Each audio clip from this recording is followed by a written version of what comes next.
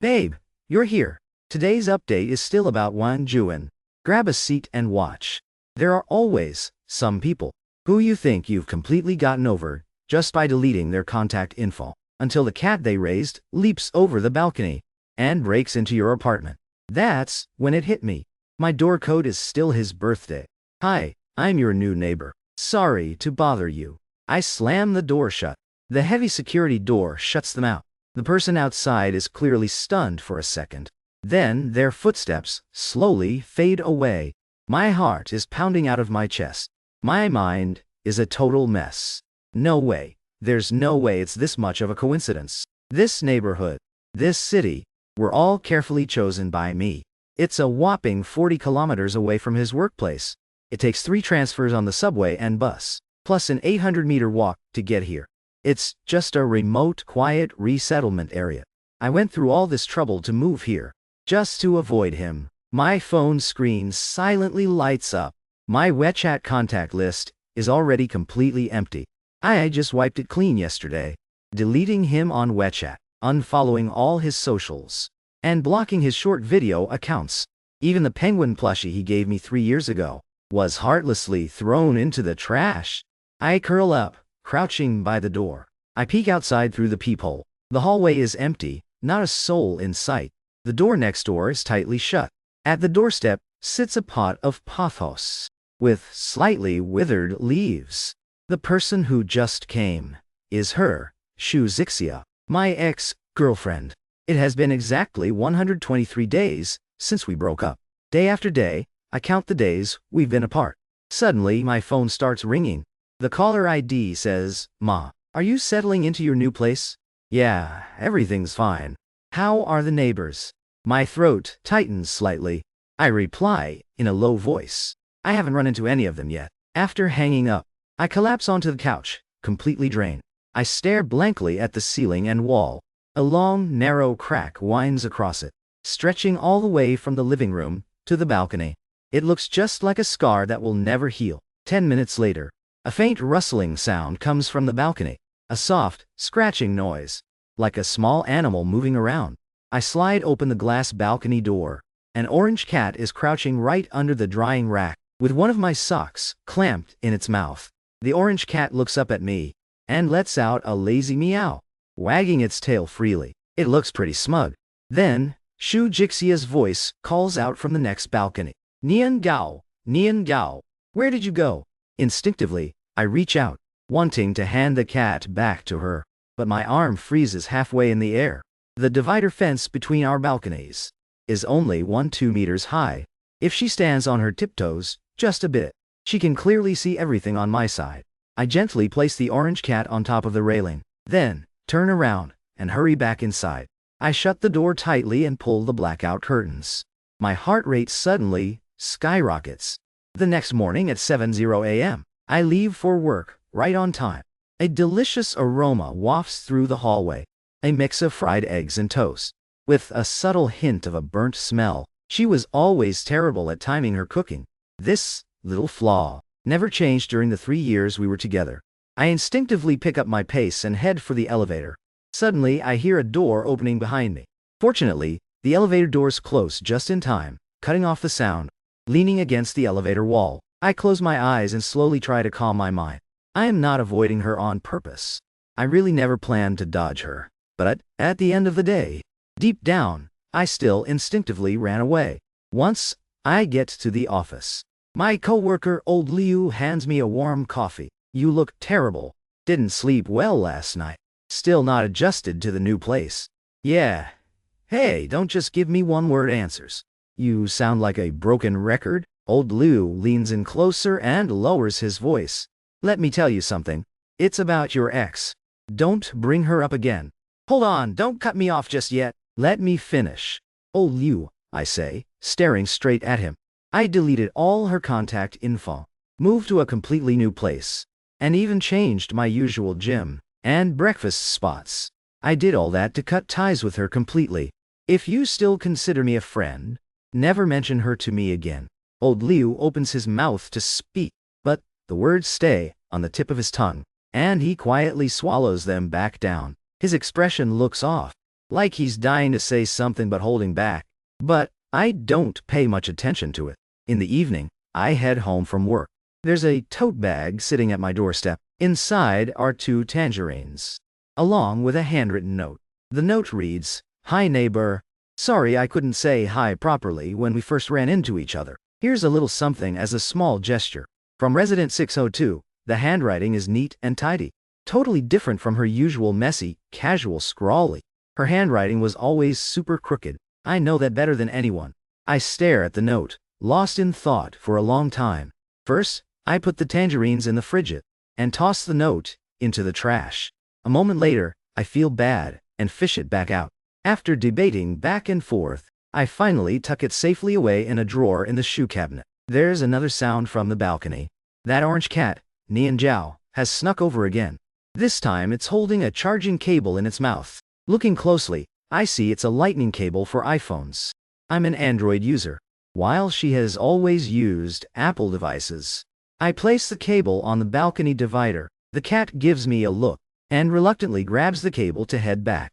Before closing the balcony door, I faintly hear her speaking next door. "Nhi Recap, stop taking other people's things. How many times have I told you?" Her voice sounds much lower now compared to 3 years ago. She's intentionally keeping her voice down, afraid of disturbing anyone. She used to speak so brightly and loudly, the entire dorm building could hear her. I firmly shut the balcony door. On my 4th day here, I realize something. She has already found a new job nearby. During the morning rush hour, we accidentally end up in the same elevator. The elevator doors slowly slide open. She's standing near the back, holding a canvas tote bag with a Shiba Inu print. The moment our eyes meet, the air instantly freezes. She's the first to break the silence. "Good morning." "Good morning." Inside the elevator, there's also an elderly resident staring down at his phone. Going down from the 14th floor to the first takes just about 40 seconds. My eyes are glued to the changing floor numbers. 12, 11, 10. We stand on opposite sides of the elevator, with the phone-gazing old man between us. Neither of us says another word. In the dead silence, you can even hear the faint whirring of the elevator cables. "Go, how have you been lately?" Just as she starts to speak, the elevator dings. The doors slide open. I walk straight out and never look back. By the time I walk out the front gate, my back is completely drenched in cold sweat. My phone buzzes with a notification. It's a text from Old Liu. "Old Liu, bro, I should probably clarify what I was trying to say yesterday. Your ex actually quit her old job. I heard she's not doing so well physically, but nobody knows the exact details." I stare at the text for a long time, then close the chat. Not doing well. What's actually wrong with her? But we have absolutely nothing to do with each other anymore. After all, she was the one who abruptly brought up breaking up one night, 4 months ago. The steaming hot pot was bubbling away. "Gu, Ching, let's call it quits." Her sudden words of breakup stabbed right through my heart like a blade. By the time I snapped out of it, my entire world was filled with pain. I desperately demanded an explanation. She replied nonchalantly, "No real reason. I just don't want to be in this relationship anymore." Over and over, I asked her why. Following the habit I once taught her, she swirled the beef tripe in the pot for exactly 7 seconds and placed it into her bowl. "Gu Ching, stop asking. If I don't get an answer, I'll never be able to let this go." The corner of her mouth quirked up slightly. "Then just bury it deep down inside." We never finished that hot pot in peace. Walking out of the restaurant, the summer night in Chongqing felt suffocatingly hot and oppressive.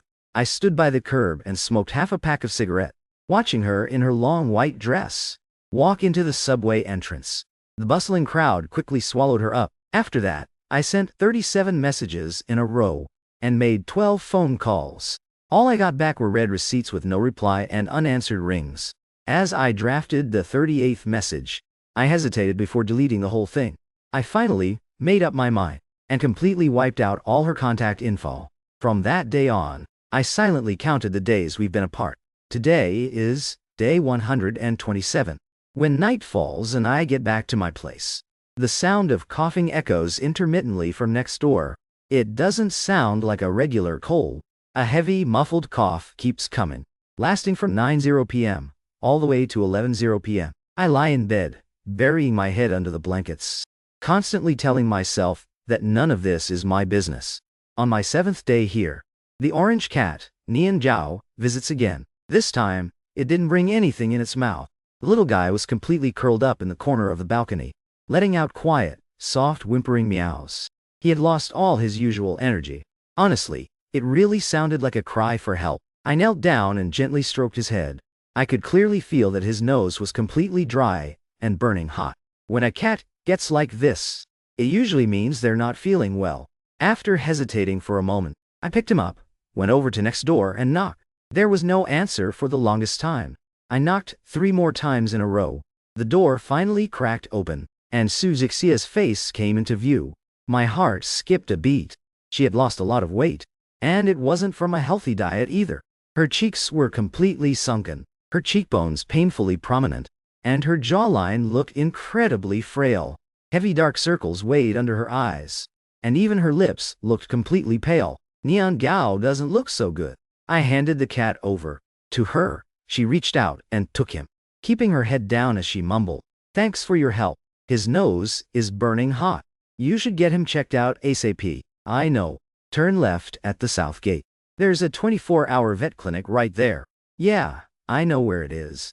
As soon as she said that, she started closing the door. A million thoughts rushed to my head, but all I could manage to say was, "Take care of yourself too." The door clicked shut. Standing there in the hallway, I felt completely pathetic and out of place. Back in my apartment, I debated with myself for a long time, before finally texting old Lao. "You said earlier that she's sick. What exactly does she have?" "Old Liu, wait, didn't you ban me from bringing her up? Just tell me the truth." "Old Liu? Honestly, I don't know the exact details. But someone in the class group mentioned her hospital checkup results came back bad. She hasn't said a single thing about it to anyone. What on earth is wrong with her?" "Old Liu, no one knows for sure. Since you cut off so many people back then, maybe try asking our mutual friends." Under the desk lamp, I flipped my phone face down. All those mutual friends we used to have were long gone when I wiped my contacts after the breakup. I couldn't sleep a wink that night. At 2:00 a.m., the coughing from next door started up again. It sounded way more painful and heavier than before. I got up and poured a glass of warm water. I walked out to the entryway and opened the front door. I placed the glass right outside door 602, but after hesitating, I brought the glass back inside. She always preferred warm water, and never touched anything cold. I adjusted the temperature perfectly, poured it into a thermos, and placed it outside her door again. I gave a quick knock, and immediately dashed back inside. Peeking through the peephole, I saw her open the door and spot the thermos. She froze for a few seconds before bending down to pick it up. She stood at the doorway, looking over toward my door. The peephole's view was so narrow that I couldn't tell if she knew I was watching. As she went back inside with the thermos, I slowly pulled away from the door. On the 10th day, I ran into her by the smart lockers. She was struggling hard with a huge package. She couldn't even budge it on her own. After trying twice, the box didn't move an inch. She leaned against the locker, catching her breath. I stepped up, easily lifting the box with one hand. "Which floor?" Even though I knew the answer, I still asked. She looked up at me, a slight smile forming on her lips. "The 6th floor, you already know that. I'm just being a good neighbor." She let out a soft laugh. It wasn't as bright as it used to be, but it was still genuinely beautiful. Inside the elevator, I held the heavy box, while she stood quietly beside me. The package was incredibly heavy. The shipping label said medical equipment, with a specific hospital address. I deliberately pretended not to notice. "Gu Xing," she suddenly called my name. "Did you move into this complex on purpose? You're overthinking it." "This place. I signed the lease back in March." That part was actually true. Lease signed in March, breakup in April, and I didn't officially move in until June. She nodded softly. "I guess it really is just a coincidence." "Yeah, total coincidence." We reached the 6th floor, and I set the package gently by her door. "Aren't you curious about what's inside?" She looked up and asked. "Not really interested." "Liar. What makes you think I'm lying? You literally stared at the shipping label 3 times." I was instantly left speechless. She knelt down to open the cardboard box. I didn't leave right away, staying to quietly watch from the side. Inside the box was a compact, white household oxygen machine. It looked lightweight and compact. "What did you buy this for?" The question slipped out before I could stop myself. She pulled the machine out, her tone completely calm. "To use while sleeping at night. It helps me breathe a bit easier." I reached out to help her carry the machine inside. The moment I stepped into the living room, I saw everything. The coffee table was covered in all kinds of medicine. Bottles of all sizes were lined up in a neat row. On the wall, a sheet of white paper was taped up, filled with a detailed daily schedule for her meds. There were even several medical reports pinned to the fridge. With a quick glance, I caught words like follow-up and re-examination. Noticing where I was looking, she quickly stepped forward, grabbed the papers, folded them up neatly and hid them in a drawer. "It's just some lingering side effects from a bad cold. It's nothing serious," she explained softly. I stared at her intensely. She had clearly lost so much weight, easily down at least 15 pounds. Her wrist was so tiny, I could easily wrap one hand around it. And there were faint bruise marks on the back of her hand from IV needles. There was no way a simple cold could do this to someone. "Shujixia, tell me the truth. What is actually going on with your health?" She turned her back to me to organize the oxygen tubes, and said slowly, "Guqing, we broke up a long time ago." Those few words felt like a massive brick wall, shutting down every question I wanted to ask. "Thanks for helping with the box." She opened the front door, a polite yet distant smile on her face. "Go get some rest, neighbor." I walked out of her apartment, and the doors slowly closed behind me.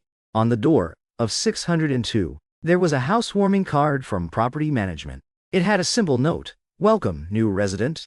Those 3 simple words sent my mind spinning. I stood frozen in the hallway for ages, while the motion sensor light outside kept turning on and off, flashing over and over again. On my 12th night here, I finally couldn't take it anymore. I logged into an old unused burner account and looked up my old college class group chat. The group name was still English Class 152, Forever Family. I had left the group almost 6 months ago, but after submitting a request to rejoin, our class rep, Li Mu, approved it immediately without asking questions. I slowly scrolled through the old chat history. Most of it was just typical casual banter. People sharing shopping links, posting selfies, or planning group dinners. Until a message from a few months back caught my eye. It was sent by our classmate, Zhou Ying. "Zhou Ying, does anyone know what's up with Shu Jixia lately? I ran into her on the hematology floor at the hospital today. I called out to her, but she didn't even respond. She looked absolutely terrible." A few replies popped up right under it. "Wang Hao. No way. Is she seriously sick? Zhao Ying. I don't know the specifics." I tried to catch up to her, but she vanished.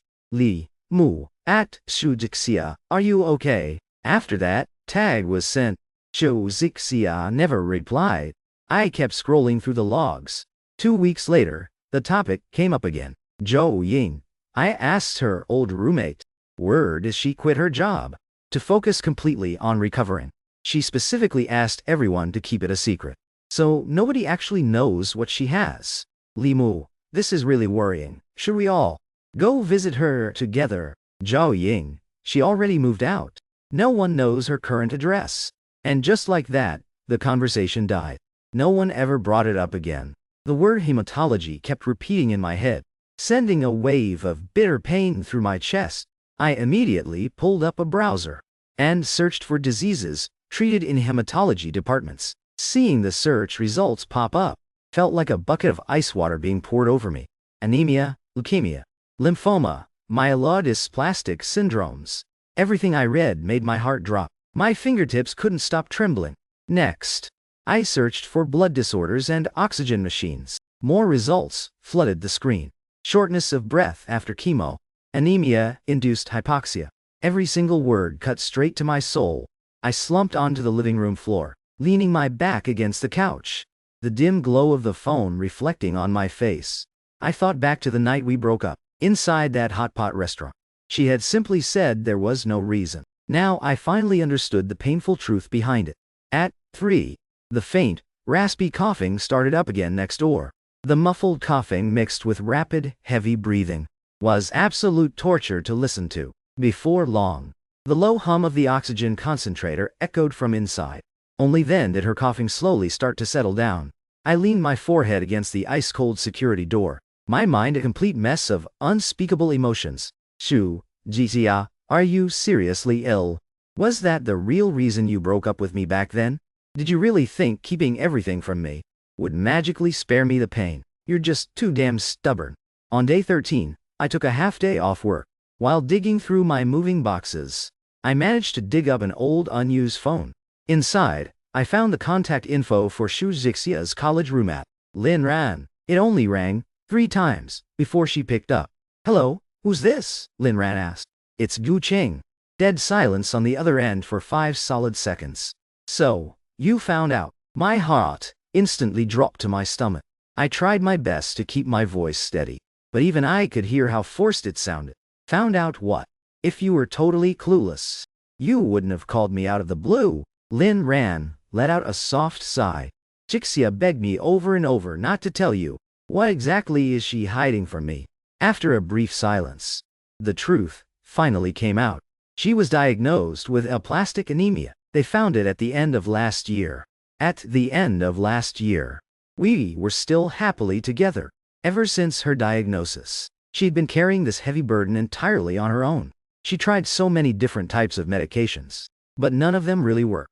The doctor's recommendation is that she'll most likely need a bone marrow transplant soon.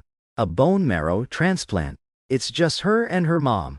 Her mom wasn't a match, so they've been searching the bone marrow registry for a suitable donor, but they haven't found a perfect match yet. How is her condition right now? She's relying on meds to stay stable. Her health fluctuates a lot. Last month's checkup was relatively stable, but the doctor warned her not to let her guard down. Lin Ran paused for a second. She quit her job because she physically couldn't handle it anymore. Her old place was too far from the hospital, which is why she moved out there. To be closer to the hospital. I finished her sentence. I checked the map earlier. Just 3 kilometers north of this complex is a specialized hematology hospital. So her moving here wasn't a coincidence at all. I was the accidental intruder all along. Gu Qing, Lin Ran lowered her voice. The only reason she insisted on breaking up with you was because of this illness. She didn't know how much time she had left, and she didn't want to drag you down. She actually said that before. What did she say? She said, you deserve a healthy girl to live a peaceful life with. Instead of wasting your time on someone as sick as her and ruining your future. I gripped my phone so tight my knuckles turned completely white. Please don't tell her I called you. I won't say a word. But, Gu Qing, what are your plans now? After hanging up, I sat on the steps outside my office and lit a cigarette. It burned halfway down and just went out on its own. I suddenly remembered how she used to hate me smoking, always complaining about the pungent smell, even though we've been apart for so long. Those old habits are still deeply ingrained in my bones. I immediately looked up aplastic anemia, bone marrow transplants, and donor screening. After spending an hour deep diving into medical articles and clinical treatment options, my mind was totally made up. That same afternoon, I headed straight to the hematology hospital and registered at the outpatient clinic. Doctor, I want to register as a bone marrow donor and request a targeted match screening for a specific patient. What is your relationship to the patient? I hesitated for a split second, then answered, family. The screening required drawing blood, and the final results would take 2 to 3 weeks. While waiting for the results, I quietly started doing a few things. First, every single morning, I'd secretly leave breakfast right outside her door. Steamed buns, soy milk, multigrain porridge, and egg pancakes. I'd rotate them every day. No notes, no knocking. I'd just drop off the food and walk away. On the first day, the breakfast sat there for 2 hours. Through the peephole, I saw her peek out, look around, and bring the food inside. On the second day, the wait dropped to an hour and a half. On the third day, it only took 40 minutes. By the 7th day, the door swung open right after I set the food down. Gu Qing. I froze in my tracks. not turning around immediately. You don't need to go through all this trouble. I just left it in a public hallway. It has nothing to do with you. Whether you take it or not is entirely up to you. She let out a helpless laugh. It's literally sitting at my doorstep. How am I supposed to just ignore it? Just treat it as a friendly, neighborly gesture. What kind of casual neighbor remembers that I only like savory soy milk and absolutely hate sweet soy milk? I slowly turned around. She was wearing a simple gray hoodie, her hair tied up in a messy bun. She still looked a bit pale, but way better than she did a couple of weeks ago. You've lost a lot of weight, I said softly. So have you, she replied quietly. We stared at each other in silence for a moment. I'll keep bringing your breakfast from now on. With that, I turned around and headed back to my place. The second thing I did was properly seal up the gaps in the balcony divider, and I even installed a little pet door. This made it super easy for Nhi and Zhao to come and go, without having to risk jumping over the railing. When the little guy first discovered the new door, he got so hyped, running back and forth through it, watching the playful cat from her balcony next door. Shu Jixia couldn't help but laugh, which triggered her body into a few soft coughs. The third thing I did was learn how to cook, starting tomorrow. She used to handle most of our meals back then. Her cooking wasn't Michelin star level, but it always felt incredibly homey and comforting. For the 4 months after we broke up, I practically lived on takeout. My stomach was totally wrecked. Now that I was making home-cooked meals, I'd purposefully make an extra portion, pack it in a container, and leave it outside her door. Braised pork ribs, tomato scrambled eggs, cola chicken wings, steamed sea bass. I made all her absolute favorite dishes. She never rejected them. She'd always wash the containers completely clean and leave them right outside my door. One time, when I went to fetch the container, there was a piece of chocolate sitting inside. It was my absolute favorite 72% dark chocolatey. Rich, smooth, and slightly bitter. I sat on the balcony with the chocolate melting in my mouth, while Nhi and Gao purred loudly on my lap. The lights were bright in her apartment next door, and her curtains weren't fully drawn. She was sitting peacefully on the couch, reading a book, with the oxygen tubes hooked around her ears. A faint mist slowly drifted into the air. The exact moment she turned a page, she suddenly glanced over toward the balcony. I didn't try to hide. I just openly locked eyes with her from afar, separated by 2 layers of glass and a low divider. Our eyes met for a few seconds. Then she looked back down at her book, but a soft smile quietly spread across her face. On the 20th day, the hospital called right on schedule. Hello, is this Mr. Gu Qing? Your bone marrow matching report has been issued. Instinctively, I gripped my phone tightly, my nerves completely on edge. Please, tell me, how is the match with the patient, Shu Zixia?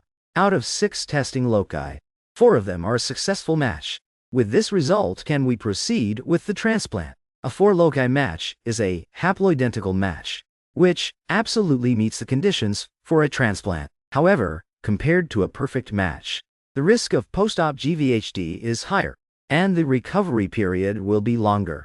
But haploidentical transplant technology is very mature now. The success rate is generally around 60 to 70. A 60% to 70% success rate was more than enough to give me hope. I agreed to proceed with the donation surgery. Are you sure you don't want to think it over more carefully? A bone marrow donation does have some impact on your body. No need to think it over. I am ready to cooperate with the surgical schedule anytime. We will coordinate with the patient's primary doctor to draft a plan and get back to you with the details. Also, according to protocol, we need to confirm consent with the patient herself. I'm begging you, please don't tell her about this just yet, but it's a strict requirement in our medical process. Doctor, please keep it a secret for now. Let the medical team finalize the transplant plan first, and I'll explain everything to her myself later. After a brief silence, the doctor finally agreed, adding that, within 2 weeks, max, they absolutely must confirm the patient's intent. After hanging up, I stood on the roof of the high-rise building. As the howling evening wind whipped against my face, my eyes started stinging with tears. When I got home that evening, I cooked dinner, just like any other day. Today, I made her absolute favorite, Sichuan fish with pickled greens. She was obsessed with this dish back in college, eating it multiple times a week, until even the cafeteria ladies knew her by heart. I packed the containers neatly, gently knocked on her door, and was just about to turn and leave, when the door suddenly swung open. Shudzixia was standing right at the doorway. Her eyes were completely red, holding back pure emotion. "What's wrong?" My heart instantly tightened. "Nothing," she said, looking down at the container. She sniffled slightly. "Fish with pickled greens? Yehi? Since when did you learn how to make this?" I looked up a recipe online. "You used to mess up even instant ramen." "Well, everyone's gotta grow up eventually." She bit her lip, then spoke softly. "Guqing, do you want to come in for a bit?" I just quietly stared at her. "Just for a second," she added. "Nian Gao misses you too." Right then, the cat was chilling by her feet, not even glancing my way, totally focused on licking his paws. I took a step and walked inside. The living room looked way cleaner than my last visit. The pill bottles on the coffee table were lined up neatly. Her daily med schedule was still taped to the wall. Next to it was a new calendar, with several dates circled in red ink, marked with checkup, get lab reports, and get meds from Lynn. The closest follow-up apt was the day after tomorrow. "You have a checkup the day after tomorrow?" I asked, pretending it was just casual. "Yeah." She set the fish on the table and brought out 2 sets of utensils. "Let's eat together." We sat across from each other at the table and ate in silence. This was our first time sharing a meal since the breakup. The last time we actually ate together was that unfinished hot pot. "This is really good," she said, picking up a piece of fish. "Better than the campus cafeteria." "Obviously, it's just a tiny bit too salty. Have your tastes changed?" Her chopsticks paused slightly. "The doctor told me to cut back on salt." I quietly stuffed rice into my mouth, pretending that didn't completely hit a nerve. "Guqing? Yeah, huh? Why exactly did you move out here?" "The rent is cheap." "The rent in this area isn't really any cheaper than your old place." "Then I guess it's just fate." She set down her chopsticks and looked at me with pure seriousness. "Do you already know something?" I looked up, locking eyes with her. It had been forever since I'd been this close to her. Her eyes were still dark and piercing, clear as crystal beads, but deep down they were swimming with exhaustion, stubbornness, and a trace of an emotion I couldn't read. "I know you don't drink sweet soy milk. I know you love pickled green fish. And I can hear you coughing every night," I said slowly. "Does that count as knowing something?" Her guarded expression softened a bit. "Aside from that, I shouldn't know anything else." She stared at me for 5 solid seconds, then finally looked down to keep eating. "The fish really is amazing," she mumbled. Nian Gao suddenly hopped onto the dining table, leaning in to sniff the fish. She immediately scooped him up and set him on the floor. "Cats can't have too much salt. If it's too salty, why are you inhaling it?" I never said it wasn't good. I'm just stating facts. We just kept chatting about random little things, peacefully finishing our dinner. The vibe was so comfortable, like we were back to 3 years ago, living together every single night. While washing dishes after dinner, she stood right next to me, drying the plates. We were so close I could totally catch her scent. It wasn't her usual perfume anymore, just the clean scent of laundry detergent. Fresh and gentle. "Guqing, hey, thank you." "For what?" "Thanks for pretending you didn't know anything." My hands froze mid-wash. "Though your acting is honestly tragic." She put the dry dishes into the cabinet. "You secretly looked up my illness, didn't you? You forgot to clear your search history when you helped with the oxygen machine. You left your phone in my room for 5 minutes. I saw everything." I stumbled over my words, totally defenseless. "Dozens of articles on bone marrow donation. You read every single one." Her tone was totally flat, like she was talking about someone else. "Stop doing stupid things like that." "What stupid things?" "You know exactly what I mean." I turned off the faucet and wiped my hands on my apron. Her little rubber duck apron, to be exact. "Siu, Chexia, Shai was Shai. Whatever I decide, you don't get to stop me." "But I know we broke up. But I live in 601. And you're in 602. I'm literally your neighbor." Neighbors looking out for each other is completely normal. She stared at me, her lips trembling slightly. "You should go back." She turned around. "It's getting late." I walked over to the door and looked back at her one last time. Her back was toward me, leaning heavily against the sink. her shoulders shaking slightly. Night. Good night. Her voice sounded completely muffled. Right as the door clicked shut, I could faintly hear a soft sob coming from inside the room. Nian Gao poked his head through the door gap and let out a tiny meow. I knelt down. Sliding my finger through the crack, the little guy immediately rubbed his fluffy head right against my fingertip. Keep a close eye on her for me, I whispered softly. And just like that, the checkup day arrived. am sharp. I was already waiting downstairs. She was clearly caught off guard when she saw me. What are you doing here? It's on my way. I jangled my car keys. I have some errands to run over there anyway. She didn't push it any further and quietly hopped into the passenger seat. The hospital was only 3 kilometers away. An easy 8-minute drive. Nian Gao spent the whole ride pacing around the back seat. She always brought the cat along, claiming that the moment she left, Nian Gao would completely trash the apartment. Once we parked at the hospital, I was going to wait for her in a car. Should I come up too? Leaning down, she peered through the car window. Go ahead, I'll take care of my stuff and pick you up when you're done. Gu Ching, you don't have any errands around here at all. How do you know? Because your navigation screen is literally set to this hospital. I was instantly left speechless. She flashed a subtle smile, snatched my car keys right out of the ignition, and said, let's go, come up with me. The hematology clinic was on the 5th floor. The entire hallway was completely thick with the smell of disinfectant. Some patients were walking slowly with their IV poles, while others chilled on benches with their eyes closed. It was painfully obvious that Xu Jixia knew this place inside out. The nurses at the station recognized her and instantly greeted her. I just quietly followed behind her, feeling like a total outsider. Blood draws, waiting for reports, consultations. She had every single step down to a science. She knew exactly which window to go to, which nurse to find, and exactly how long it would take. While waiting for the results, she sat down on a hallway bench. I just stood right next to her. Sit down, she said, patting the empty spot next to her. I slid into the seat. Did you secretly go and do a bone marrow match screening? The air instantly turned dead silent. I didn't say a word. Gu Qing, I'm talking to you. Yeho. How did the results look? Out of 6, low-key. 4 are a match. A partial match. She slowly closed her eyes, leaning her head back against the bench. You shouldn't have gotten tested at all. Why not? Because I won't accept your donation. Why the hell not? Because we are broken up. Shao, Yi.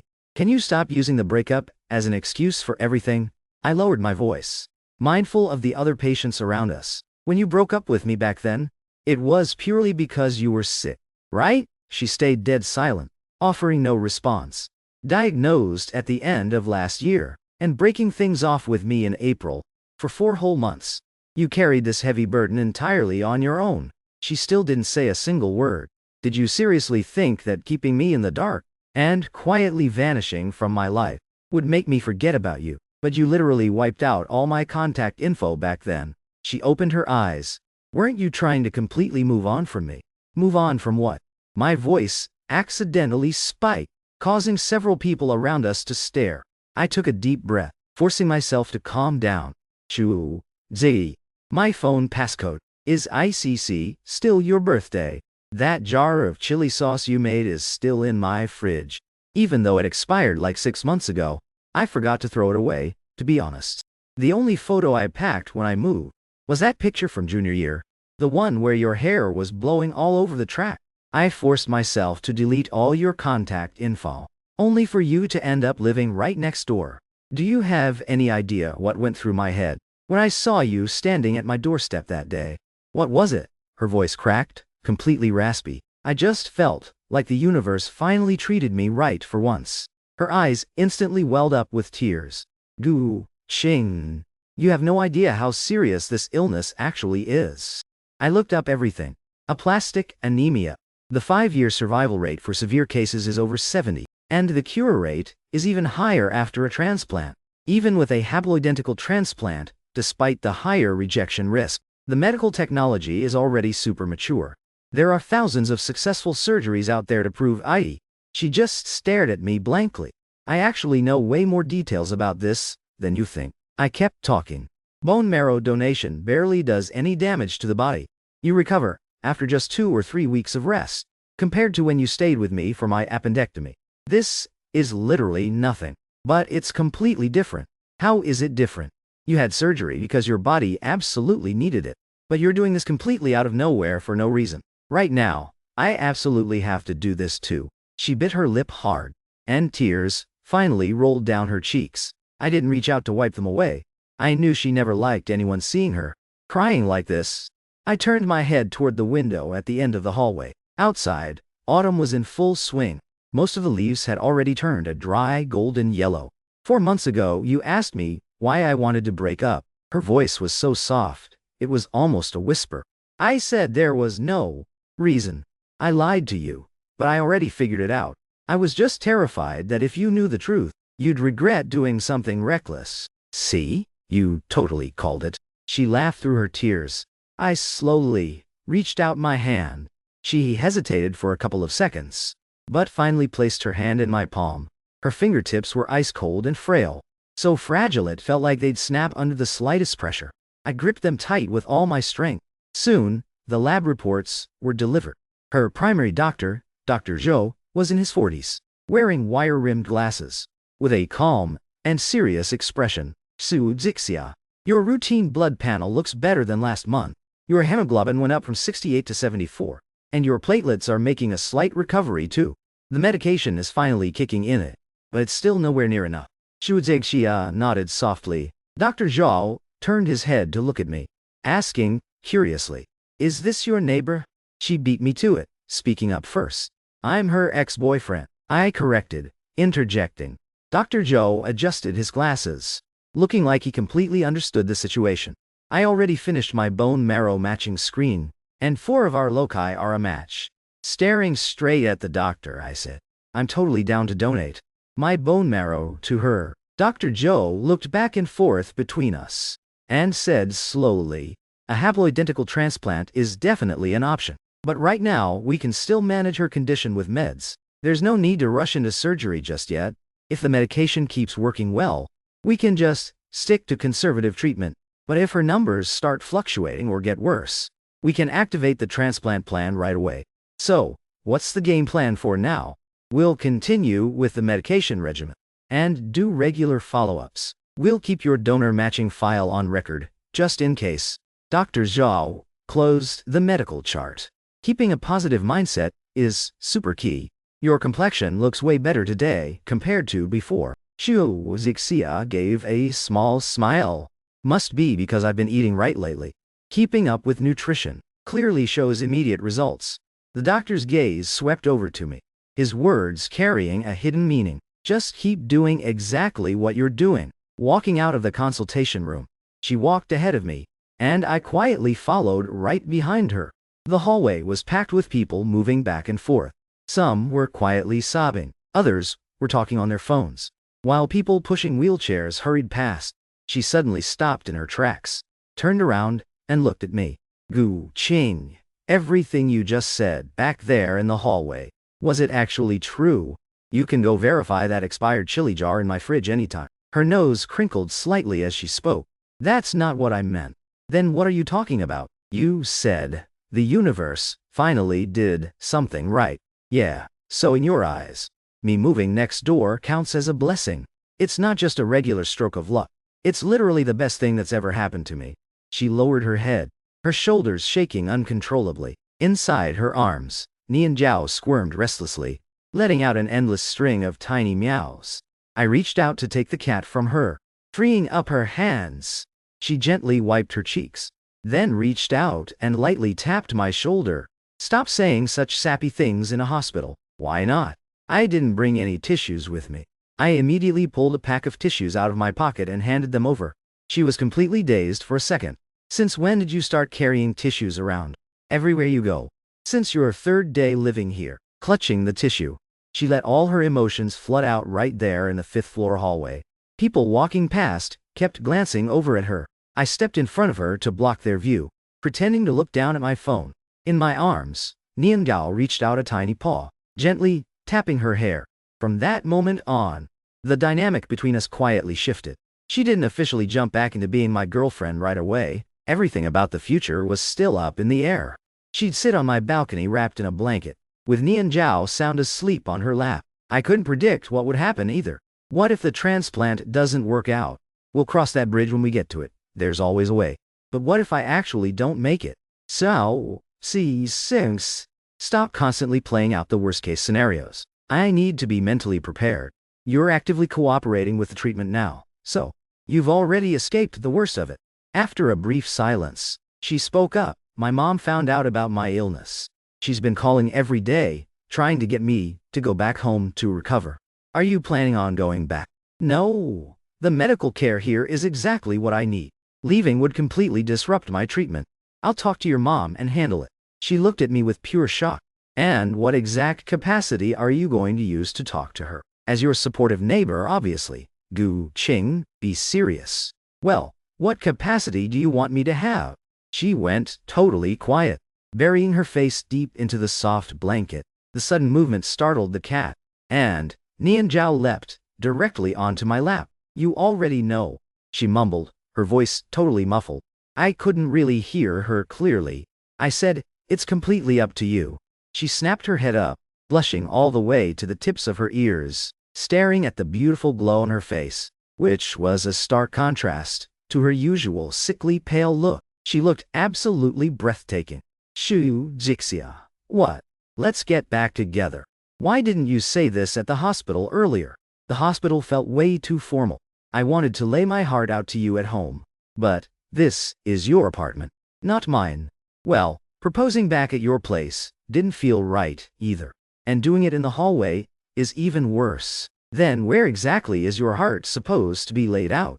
She thought about it for a few seconds, then pointed right at the balcony divider. Right there, a 1-2 meter tall barrier, separating two worlds, easily crossed with just a single step. I walked right up to her. Shu Jixia, let's give us another shot. She looked up at me, her eyes clear and sparkling. I have a few conditions. Lay them on me. First, you are banned from doing medical screenings behind my back. Didn't you literally do the exact same thing when you got sick? Listen to my conditions first. Are you agreeing or not? Yes, I agree. Keep going. Second, don't you dare coddle or pity me just because I'm sick. I don't need any special treatment. Understood. You've always been a stubborn fighter. She smiled and leaned into me slightly. Third, you still have more. She bit her lip gently. If my body completely gives out one day, that is not going to happen. Let me finish first. I'm not listening. If you persist, I'll go back to my apartment and never come over again. She gave me a playful glare, but immediately burst into a smile. Fine, the third condition is officially cancelled. A gentle night breeze swept past, sending her hair dancing in the wind, softly brushing against my jawline. Nhi and Gao slithered through the pet door, pacing back and forth around our feet, before plopping down right in the middle of the divider, looking back and forth at both of us. I leaned down and kissed her forehead. Her skin was a bit cooler than normal, and her lips were slightly chilly, but she was standing right in front of me, real and alive. Our quiet, cozy days began to flow peacefully. I cooked every single day, while she stayed on top of her meds and recovery, and I accompanied her to every weekly checkup. In her free time, she'd help tidy up my place. The cat was constantly traveling between our two homes, wearing down the edges of the little pet door, until they were completely smooth. On day 35, her hemoglobin shot up to 82. By day 42, it hit 89. On day 56, it steadily climbed to 93. Dr. Zhou told us her recovery was looking incredibly promising. There was no need for an immediate transplant anymore. Shu Jixia was so thrilled she bought a roast chicken, sharing the delicious feast with Nhi and Zhao. Honestly, the cat enjoyed it the absolute most. But the peaceful times didn't last forever. On the night of day 63, a sudden sound shattered the silence. The noise came from next door. I bolted out the door, completely barefoot, hammering on her door with all my might. Shu Jixia, are you okay? There was absolute silence from inside. Panic overtaking me, I kicked the door open and burst in. She was collapsed on the living room floor. Total silence from inside. Panicking, I broke down the door and burst in, only to see her slumped on the living room floor, ghostly pale, with blood pouring from her nose. Nian Gao was right by her side, meowing at me frantically. I rushed over and scooped her up. Her body felt so light and thin, like holding a bundle of empty clothes. "Wake up, Shu Jixia." Her eyelids fluttered slightly, mumbling something incoherently. I couldn't make out what she was saying, so I leaned in closer to ask. "Don't ruin your clothes. The blood will get on it." I quickly carried her to the car. I even ran 2 yellow lights on the way. The harsh, white lights of the ER were blinding. The medical team wheeled her gurney into the treatment room. I could only wait outside, sitting on a plastic chair outside the door. My palms were stained with her blood. 40 minutes later, Dr. Zhao called my phone. Her platelet count dropped drastically. Her body has built up a resistance to the meds. The doctor's tone was incredibly solemn. "We need to get the transplant scheduled ASAP. What's the absolute earliest we can do it?" 2 weeks of preconditioning first. Then, she enters the sterile room for surgery. As the donor, you'll need mobilization shots in advance. I'm ready to cooperate whenever. "Are you absolutely sure you're prepared?" "My mind is made up. Come to the hospital tomorrow to do the paperwork. We'll officially start the process." Hanging up the phone, I leaned against the wall to catch my breath. An elderly man opposite me, clutching prayer beads, was quietly chanting a prayer. Seeing my state, he spoke up gently. "Your family, right? Don't worry too much. My wife has been hospitalized tons of times, and always pulled through." I nodded softly in reply. When Shu Jixia was wheeled out of the ER, her face was still completely pale, but the bleeding had finally stopped. The second she saw me, her first words were about the cat. "How's Nian Zhao doing?" "He's safe and sound in the car. Everything's fine. Your clothes are covered in blood. It's fine. I can just change out of it later." Lying on the hospital bed, she slowly reached out her hand. I immediately gripped it tightly. Her fingertips were still freezing. "Looks like I can't dodge this transplant after all." "Yeah, are you scared?" Deep down, I was definitely terrified. "So," I answered honestly, "a little bit." She gently squeezed my hand back. "I'm pretty anxious too." The next 2 weeks were for pre-op chemo. Shu Jixia was moved into a sterile isolation room, separated by a single layer of glass. We couldn't actually be next to each other. We could only look at each other from afar. The chemo side effects were brutal. She spent 3 days straight vomiting violently, unable to keep a single bite down. Her hair started falling out in massive clumps. Loose strands were scattered all over the bed and pillows. On the 5th day, she just had the nurses buzz off the rest of it. Across the glass, she stroked her smooth, bald head and smiled into the intercom camera. "Do I look super ugly right now?" Her voice through the intercom sounded raspy and dry. "Honestly, it's not the best look." "Wow, you couldn't just say something nice." "Just keeping it real." "Where did your emotional intelligence go? You took it with you the day we broke up, and you still haven't returned it." She rolled over and lay down, huffing. A moment later, she hit the intercom buzzer again. "Guqing, I'm right here. How's the cat?" "He's getting pretty chubby. He gained a whole pound. Stop feeding him so many treats. Remember to enforce his diet. Also, go back and get some rest. Don't stay in the hallway all night. Your dark circles are literally worse than mine." But I never left. I stayed on a simple cot in the hallway for the whole 2 weeks. The head nurse joked that I was the most dedicated neighbor ever. I replied calmly, "We're not just neighbors anymore." "Then what are you guys?" I answered with absolute certainty, "We're family, bound to stick together." The preconditioning phase wrapped up smoothly. Her vitals and metrics met all the benchmarks, making her fit for the surgery. Then, it was my turn to donate. I had to get mobilization shots for 5 days straight. My entire body felt incredibly sore and achy, my bones completely tingling. But compared to the agonizing pain she went through, this little bit of suffering was nothing. The stem cell collection took 4 full hours. Lying quietly next to the machine, watching my blood cycle through the tubes to separate the cells, I just stared at the ceiling, trying to keep my emotions steady until it was over. The collection was a total success. The nurses confirmed the cell count was more than enough, packed up the bag and sent it to the isolation ward. I followed them all the way, stopping just outside her room. Through the glass window, the pale yellow stem cells dripped slowly, flowing through the IV line right into her body. From this day forward, my lifeblood would be fully fused with hers. She stared at the bag. then looked over at me outside the window, flashing an okay sign. I raised my hand, giving the same sign back. Nhi Recap, whom I had secretly snuck into the hospital, snuggled by my feet, staring blankly through the glass at her. Realizing his owner was right there but unreachable, he let out a tiny whine. Nhi Recap heard him, and waved at the cat through the window. One human and one cat, pressing a palm and a paw against opposite sides of the glass. A thin sheet of glass couldn't block how much they cared. I snapped a photo of that moment. This photo would be my phone wallpaper for a very long time. Once the transplant was done, the biggest hurdle was the rejection reaction. The first 2 weeks were the high-risk window.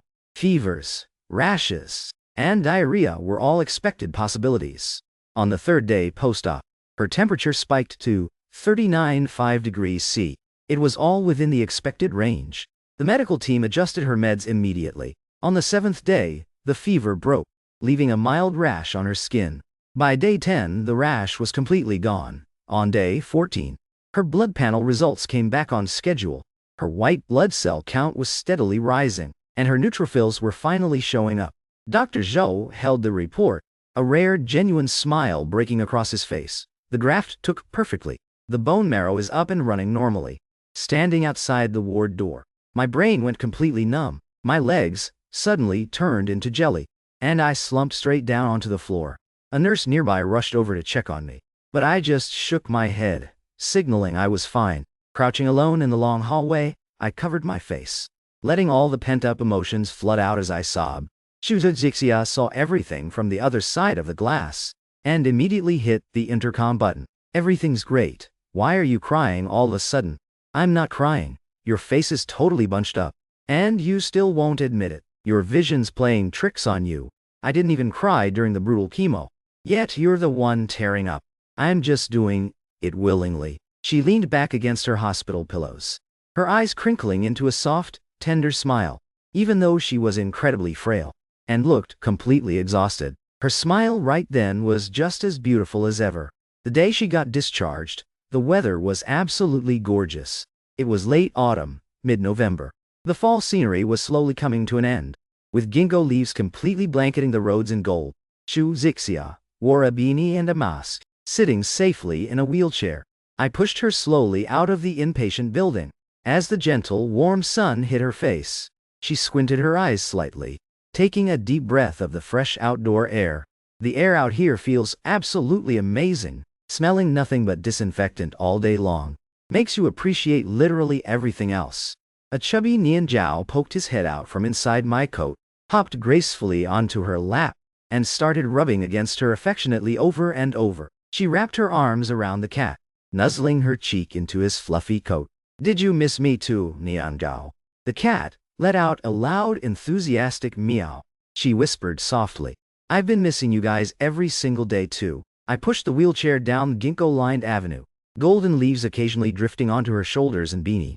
Nhi Recap batted his paws at the falling leaves, whining impatiently whenever he missed. "Hey, how long do you think it'll take for my hair to grow back? If all goes well, it should grow out in about 3 months. Rocking a bald head for this long is honestly not a good vibe.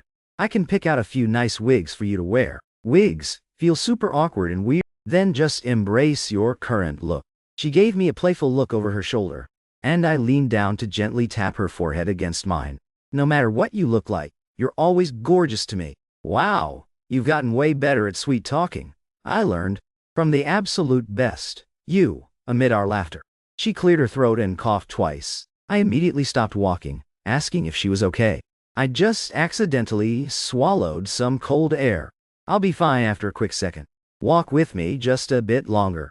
She held onto the armrests, looking up at the sky. Being trapped in that sterile ward for so long, all I wanted was to sit on the balcony, feel the breeze, watch Nhi Recap run around, and feel you quietly watching me from next door. "Since when was I spying on you? Your curtains always had a tiny gap, and the light always peeked through. Every time I sat down to read, I could totally feel your eyes on me, so you knew the whole time, and deliberately left your curtains open. Otherwise, how else was I supposed to let you see me?" The wheels rolled over the carpet of fallen leaves, making a soft, crisp rustling sound. "Remember that third condition. From when we got back together. The third condition, I didn't get to finish. Instinctively, I gripped the wheelchair handles tighter. Back then, you wouldn't let me say it. You still don't need to bring it up now. No, I absolutely have to make this clear. The evening breeze softly blew away her whispered words. She spoke softly. If my body fully recovers down the road, you have to marry me and spend the rest of your life with me. The wheelchair ground to a sudden halt. I stood frozen amidst the sea of yellow leaves. A moment later, I walked around to the front of the wheelchair, bending down to look straight into her eyes. Say that again. Never mind then. I'm serious. Say it one more time. Nope, not repeating it. After a brief standoff, her cheeks flushed red. Raising her voice slightly, she said, I said, you have to marry me. That's my final condition. Do you promise? Niangao let out a timely meow in her arms, as if chiming in, staring at the frail girl before me. I answered solemnly, I promise. After she was discharged, Shuzitsuya moved into my place. I went ahead and literally knocked down the wall between our adjacent apartments, removing the low barrier that separated our balconies. Even though I had to pay the landlord a 30 RMB fine, it was totally worth it for one massive open balcony. From then on, Nianzhao didn't have to squeeze through a tiny pet door anymore. He could roam, completely free, across the entire balcony space. All her medications were organized perfectly, and her schedule was pinned right on the fridge. She needed the oxygen machine less and less, too. Her hair slowly started growing back, coming in as soft, fluffy fuzz. Every day she'd look in the mirror and complain about her look, and our playful banter became our cozy new normal. At her 3-month checkup, her vitals were completely stable. 6 months later, at her follow-up, her blood panel was basically back to a normal level. A year later, during another screening, the doctor officially told us the transplant was a massive success, and she just needed regular follow-ups and rest. That night, we went out for hot pot. While swirling the beef tripe, she still strictly followed her 7-second rule, reminiscing about where that little habit came from. We both laughed, thinking back to the past, and the very first time we shared a hot pot. Now, her figure was finally filling out, her cheeks rosy, and her complexion glowing. Even the old needle marks on her arms had slowly faded away.